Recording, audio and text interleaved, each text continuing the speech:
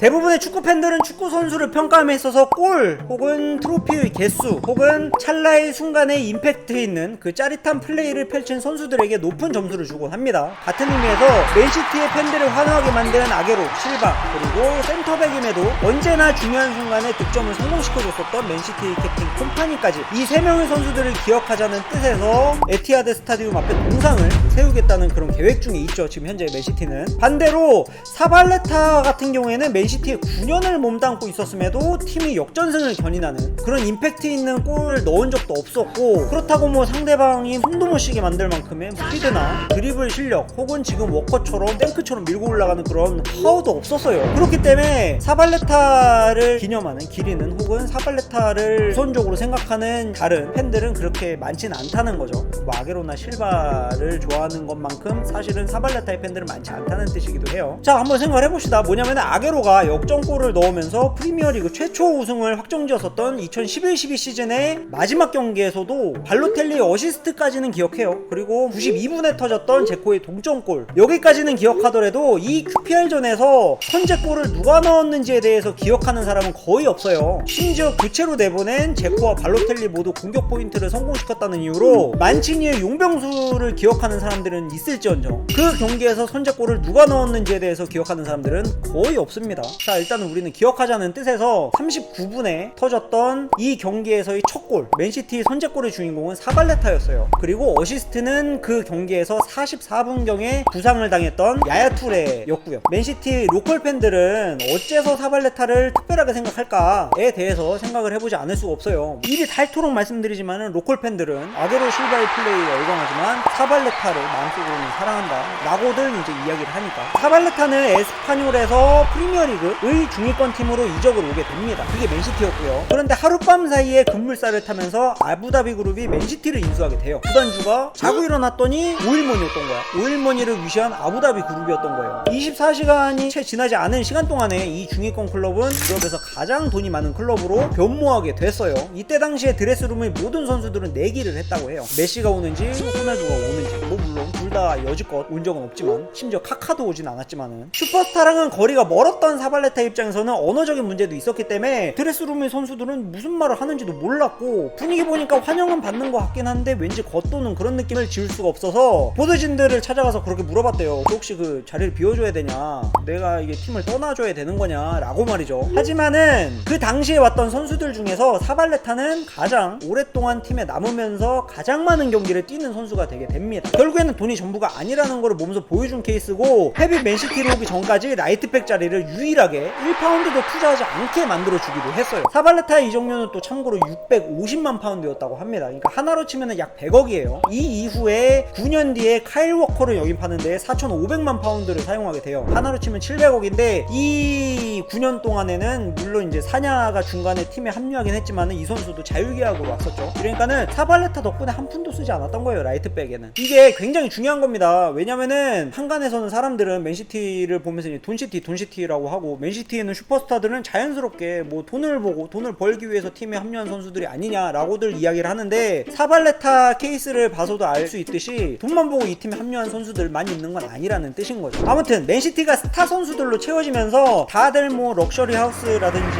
슈퍼카를 끌고 다녔지만은 사발레타의 연봉으로는 뭐 그런 집이나 슈퍼카는 엄두도 나지 않았었다고 해요. 그래서 맨체스터 교외에 있는 낡은 아파트에서 임대 생활을 했다고 합니다. 자연스럽게 경기가 없는 날에는 근처의 펍을 찾아가서 팬들이랑 내기당구도 치고 의자에 앉아서 팬들과 오랫동안 대화를 나누는 일도 잦았었다고 해요. 참고로 사발레타 같은 경우에는 맨시티에 있는 아르헨티나 선수들 중에서 유일하게 영어 공부를 한 사람이라고 합니다. 왜냐면은 선수들이랑 소통하고 싶어서. 이게 얼마나 이 선수가 팬들을 친근하게 생각했는지, 그리고 그만큼 팬들이 얼마나 사발레타를 또 친근하게 대할 수가 있었는지에 대해서 알 수 있는 부분이죠. 심지어 여전히 사발레타의 연락처를 알고 있는 로컬 팬들도 존재한다고 하니까. 언젠가는 맨시티가 챔스 경기를 마치고 돌아왔을 때 슈퍼카를 타고 다른 스타 선수들은 다들 또 뿔뿔이 흩어졌는데, 사발레타는 유일하게 공항의 3번 게이트에서 다른 사람들이랑 이제 부대껴서 줄을 서 있었다고 합니다. 그러니까 맨시티 팬들은 아니 뭐 집에도 안 가고 쟤 뭐하냐라고 깜짝 놀랐는데, 더 놀랄 일이 있었다고 해요. 왜냐면은 사발레타를 마중 온 사람은 한때 맨체스터 이브닝 뉴스에서 이제 허드렛 일을 하던, 그때 당시 사발레타의 여자친구가 미니를 타고 이제 데리러 왔기 때문이었다고 해요. 그것도 늦게 와서 빨리 와서 좀 체면을 좀 살려줘야 되는데 사발레타는 또 이제 너무 여자친구가 늦게 오니까는 3번 게이트 앞에서 다른 사람들이랑 같이 줄 서 있었던 거지. 지금으로서는 전혀 이제 꿈도 못 꾸는 일이기도 하죠. 그리고 조수석에 앉아서 이제 굉장히 깨가 쏟아졌었다고 합니다. 둘이 뭘 그렇게 재밌게 얘기하는지 뭐 계속 킥킥거리면서 출발도 안 하고 그 3번 게이트 앞에서 미니에 둘이 나란히 타가지고 뭔가를 되게 재밌는 이야기를 오랫동안 했대요. 그런 친근하고 서정적인 분위기에 팬들이 매료될 수밖에 없었다는 겁니다. 축봉! 아부다비 그룹이 맨시티를 인수한 이후로 이 클럽은 성공 가도를 달리고 있는 게 맞잖아요. 하지만은 반대로 로컬 팬들 같은 경우에는 선수들이랑 단절되어 가고 있다는 걸 느끼고 있대요. 왜냐면은 평범한 일상을 즐기는 선수가 이제는 한 명도 없으니까 다들 너무 슈퍼스타니까는 멀게만 느껴진다는 거지. 선망의 대상일지언정 우리 이웃으로 이렇게 대하기에는 너무 큰 괴리감이 있다는 뜻이에요. 근데 사발레타는 달랐다는 거. 서민의 아이콘으로서 마지막까지도 팬들이랑 긴밀한 관계를 유지를 해왔다는 거. 이게 참 대단한 것 같아요. 참고로 맨시티의 서민의 아이콘적인 선수들의 계보가 있습니다. 뭐 리차드 던도 그렇고 그 과거로 가자면 앤디 모리슨, 그리고 현재 맨시티 유스로 있는 토미 도일의 할아버지죠, 마이크 도일. 마찬가지로 토미 도일의 외할아버지인 글린파도. 더 거슬러 올라가면 맨시티 최초의 독일 선수였던 버트 트라우트만까지 이들 모두 팬들이랑 어울리는 걸 꺼려하지 않았었던 선수라고 해요. 이들은 펍을 찾아가서 팬들이랑 같이 즐기는 거를 굉장히 좋아했었다고도 합니다. 트라우트만 이야기를 좀 더 하자면은 이 선수는 목이 부러진 상태에서 4컵 결승을 뛰었었던 이제 또 특이한 이력이 있었던 선수죠. 그러면서 경기 이후에 나중에 이제 인터뷰를 밝히기에는 사실 목이 부러진 상태였는지도 몰랐다 라고 이야기를 하고요. 왜냐면 그 직전 경기에서 골을 맞고자 몸을 날렸는데 공에 몸을 날린 게 아니고 골대에다 몸을 날려갖고 골대에 목이 부닥쳐갖고 그냥 목이 부러졌던 거지. 근데 본인도 모르고 관계자들도 모르고 팬들도 모르고 아무도 몰랐었다고 해요. 나중에 알았다는 거지. 사발레타도 비슷한 이력이 있어요. 스콜스 스터드에 머리가 찍혀서 21바늘을 꿰매야 했던 그 사건이 있었는데 굉장히 큰 부상이죠. 참고로 그 마네의 스터드에 에데르송이 맞았을 때 6바늘을 꿰맸다 그러잖아요. 굉장히 큰 상처로 보였었는데, 근데 사발레타가 21바늘을 꿰맸다고 할 정도면 상처 부위가 얼마나 크고 깊었다는 뜻이었겠어요. 근데 5분 동안, 단 5분 동안만 응급처치를 하고 그 이후에 붕대를 감고 피로 얼룩진 유니폼을 그대로 입은 채 경기를 끝까지 소화했던 적이 있었을 정도로 사발레타는 이제 그런 터프한 스타일로 수비를 했던 걸로도 유명했던 선수였어요. 맨시티의 한때 레전드 감독이자 과거에는 킴맨으로도 근무했었던 레스 챔프만이라는 사람은 이런 이야기를 합니다. 사발레타는 팬들이랑 벽을 허무른 선수고 경기장 위에서는 100만%를 보여주고자 노력하는, 헌신하는 선수지만은 야생에서 온 것 같은 익스트림한 플레이를 펼치지만 위험한 플레이는 하지 않아. 내 몸은 위험해도 상관없지만은 팀이 위험한 플레이는 하지 않는다는 거지. 어쨌든지 간에 그런 안정적인 플레이를 보여주는 선수였고 경기장 밖에서 또한 아무런 잡음이 없는 선수였다라고 말이죠. 그리고 사발레타는 언제나 피투성이가 돼서 드레스룸으로 들어왔었다고 해요.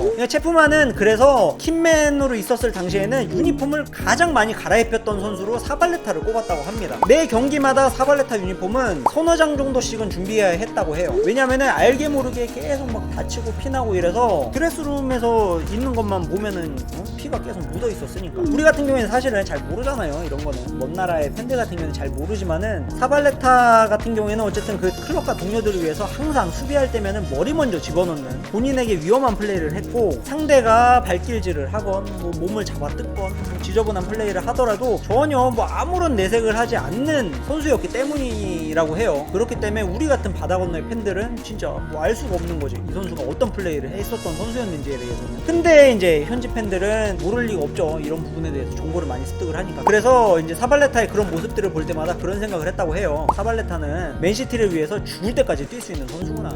쟤는 뭐 심장이 터져도 맨시티를 위해서 뛰어줄 수 있는 선수구나 라고 말이죠. 그래서 모두가 아게로와 실바의 플레이를 보면서 환호를 하지만 마음속으로는 사발레타를 사랑했다 라고 이제 이야기를 하는 겁니다. 축봉!